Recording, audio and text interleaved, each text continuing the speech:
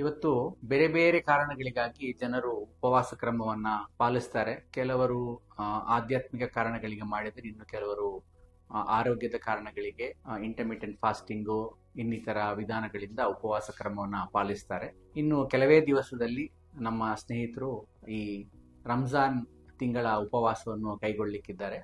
ಹಾಗಾಗಿ ಈ ಉಪವಾಸ ಕ್ರಮದಲ್ಲಿ ನಮ್ಮ ದೇಹದಲ್ಲಿ ಯಾವ ಯಾವ ಬದಲಾವಣೆಗಳಾಗ್ತದೆ, ಏನಾಗ್ತದೆ ಅನ್ನೋದ್ರ ಬಗ್ಗೆ ಒಂದು ಚಿಕ್ಕ ಮಾಹಿತಿಯನ್ನ ಹಂಚಿಕೊಳ್ಳಿಕ್ಕೋಸ್ಕರ ನಾನು ಇವತ್ತಿಲ್ಲಿದ್ದೇನೆ.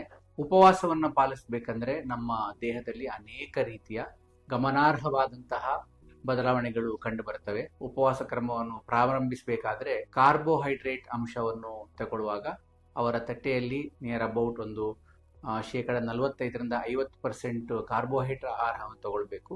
ಯಾವ ರೀತಿಯ ಕಾರ್ಬೋಹೈಡ್ರೇಟ್ ತಗೊಳ್ಬೇಕಂದ್ರೆ, ಸಡಿಲವಾಗಿ ಜೀರ್ಣ ಆಗ್ಬೇಕಂದ್ರೆ ಸ್ವಲ್ಪ ದೀರ್ಘಕಾಲದಲ್ಲಿ ಅದು ಅದರಲ್ಲಿರುವಂತಹ ಕಾರ್ಬೋಹೈಡ್ರೇಟ್ ಅಂಶವನ್ನು ಬಿಟ್ಟು ಕೊಡಬೇಕು. ಮತ್ತೆ ಅದೇ ರೀತಿಯಲ್ಲಿ ಅದರ ಗ್ಲೈಸೆಮಿಕ್ ಇಂಡೆಕ್ಸ್ ಕಡಿಮೆ ಇರಬೇಕು. ಅಂದ್ರೆ ಓಟ್ಸ್ ಅಥವಾ ಹೋಲ್ ಗ್ರೇನ್ಸ್, ಗೋಧಿ ಇಂಥದ್ದನ್ನು ಬಳಸಬೇಕು. ಅದರ ಜೊತೆಗೆ ಸಾಕಷ್ಟು ನಾರಿನ ಅಂಶ ಅಂದ್ರೆ ಫೈಬರ್ ಇರುವಂತಹ ಆಹಾರವನ್ನು ಬಳಸಬೇಕು. ಮೊಳಕೆ ಕಾಳುಗಳು ಮತ್ತೆ ಅದೇ ರೀತಿಯಲ್ಲಿ ಲೀನ್ ಪ್ರೋಟೀನ್ ಅಂತ ನಾವೇನ್ ಕರಿತೇವೆ ಅಂಥದನ್ನು ಕೂಡ ಅವರು ಬಳಸಬಹುದು. ಉಪವಾಸ ಪ್ರಾರಂಭಿಸುವ ಮುಂಚೆ ಸಾಕಷ್ಟು ಪ್ರಮಾಣದಲ್ಲಿ ನೀರಿನ ಅಂಶವನ್ನು ತಗೊಳ್ಬೇಕಾಗ್ತದೆ.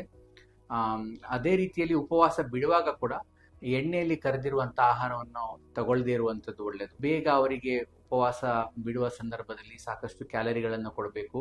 ಅದೇ ರೀತಿಯಲ್ಲಿ ನೀರಿನ ಅಂಶ, ನಿರ್ಜಲೀಕರಣ ಏನಾಗಿರ್ತದೆ ಅದನ್ನು ಪೂರೈಸುವಂತಹ ಆಹಾರವನ್ನು ಬಳಸಿದ್ರೆ ಒಳ್ಳೆಯದು.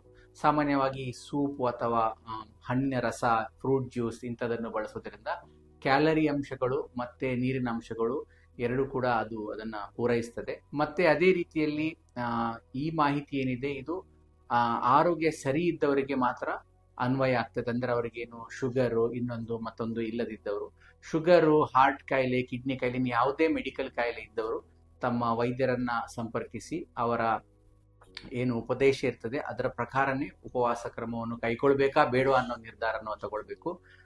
ನಿಮ್ಮ ವೈದ್ಯರು ನೀವು ಉಪವಾಸ ಇಡಬಹುದು ಅನ್ನೋ ಪರ್ಮಿಷನ್ ಅನ್ನು ನಿಮಗೆ ಕೊಟ್ರೆ, ನೀವು ನಿಮ್ಮ ಔಷಧಿಗಳನ್ನ ಹೇಗೆ ತಗೊಳ್ಬೇಕು, ಯಾವ ಹೊತ್ತಿನಲ್ಲಿ ತಗೊಳ್ಬೇಕಾಗ್ತದೆ, ಅದರ ಪ್ರಮಾಣದಲ್ಲಿ ಏನಾದರೂ ಹೆಚ್ಚು ಕಡಿಮೆ ಮಾಡ್ಕೊಳ್ಬೇಕಾ ಅನ್ನುವ ಮಾಹಿತಿಯನ್ನು ಕೂಡ ಸರಿಯಾದ ರೀತಿಯಲ್ಲಿ ಕೇಳ್ಕೊಳ್ಬೇಕಾಗುತ್ತದೆ.